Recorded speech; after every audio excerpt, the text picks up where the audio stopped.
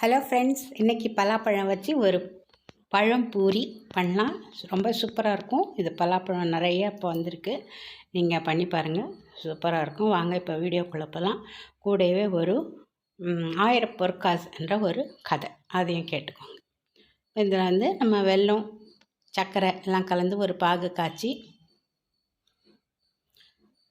மைதா மாவு, அரிசி மாவு சேர்த்து இந்த வெள்ளை கரைசலையும் சேர்த்து நல்லா மாவை கலந்து பலாப்பழத்தை நான் டிப் பண்ணி பொரிக்க போகிறோம். இப்போ வாங்க கதைக்குள்ளே போகலாம்.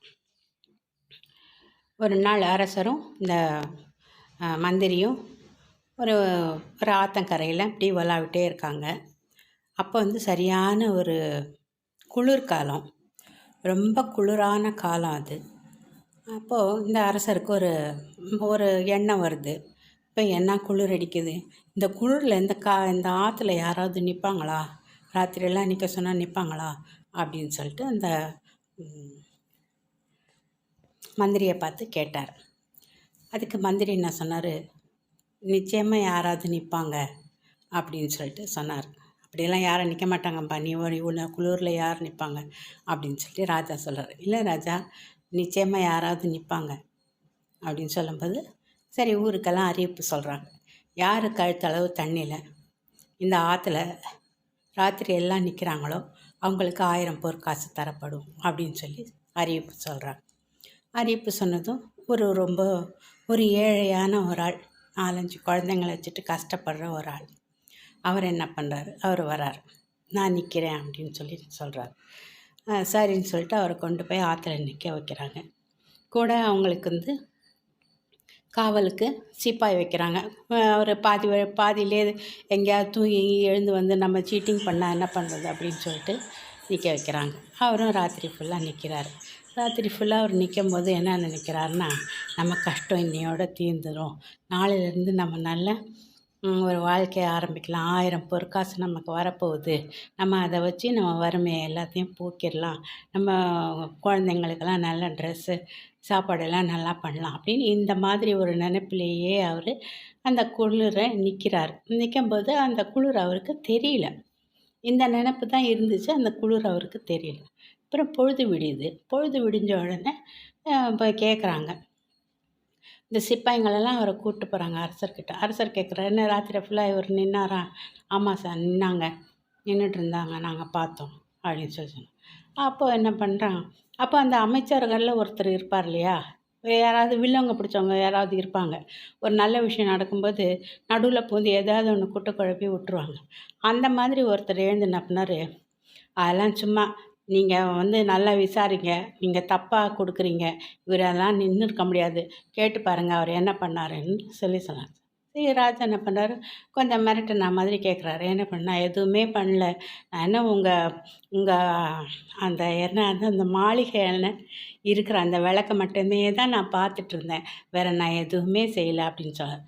அப்போ அவர் சொல்கிறாரு, பார்த்தீங்களா நான் சொன்னது சரியாச்சா, அந்த விளக்கில் இருக்கிற அந்த வெப்பத்தை வாங்கி தான் அவர் ராத்திரியெல்லாம் குளிரில் நின்றுட்டு இருந்தார் அப்படின்னு சொல்லி அந்த அமைச்சர் சொல்கிறார். அப்போ ராஜாவுக்கு கோவம் வந்துடுது, இன்னும் என்ன ஏமாற்ற பார்க்குறியா அப்படின்னு கொடுத்த 1000 பொற்காசை மறுபடியும் திருப்பி வாங்கிக்கிறார்.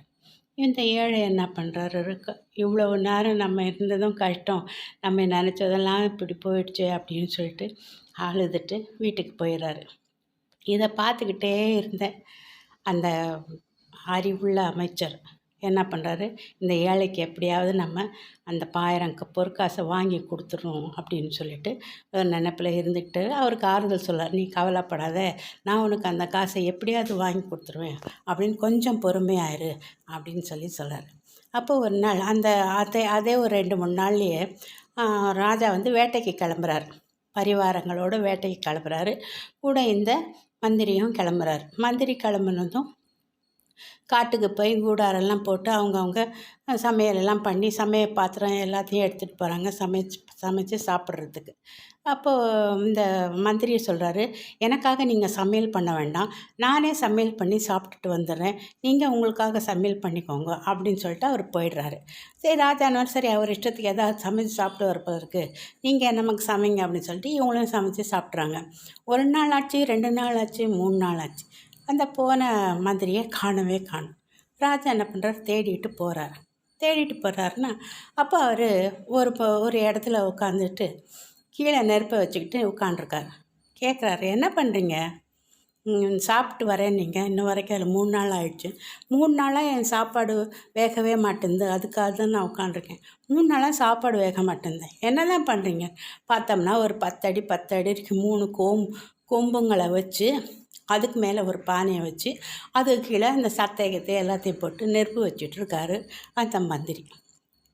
ராஜா சொன்னார், என்ன உனக்கு அறிவு இல்லையா? இவ்வளோ உயரத்தில் பானையை வச்சுருந்தா அது எப்படி சோறாகும்? உங்களுக்கு என்ன ஆச்சு அப்படின்னு சொல்லி கேட்குறாரு.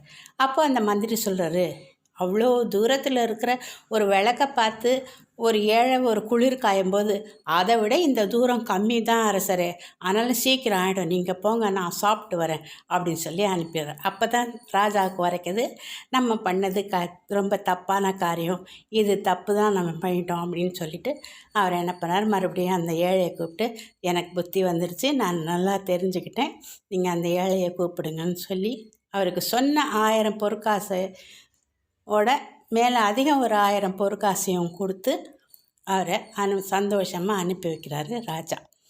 அவ்வளோதான், இந்த 1000 பொற்காசு கதை முடிஞ்சிருச்சு.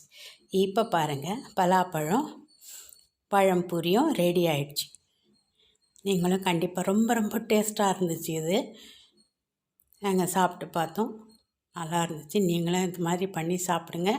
ஒன்றுமே இல்லை, மைதா மாவு, கொஞ்சமாக அரிசி மாவு, அவ்வளோதான் போட்டு நல்லா கலந்துட்டு நீங்கள் சர்க்கரை கூட சேர்த்துக்கலாம். நான் வெள்ளைப்பாகு சேர்த்துருக்கேன், நீங்கள் வெள்ளை சர்க்கரை கூட சேர்த்துக்கலாம்.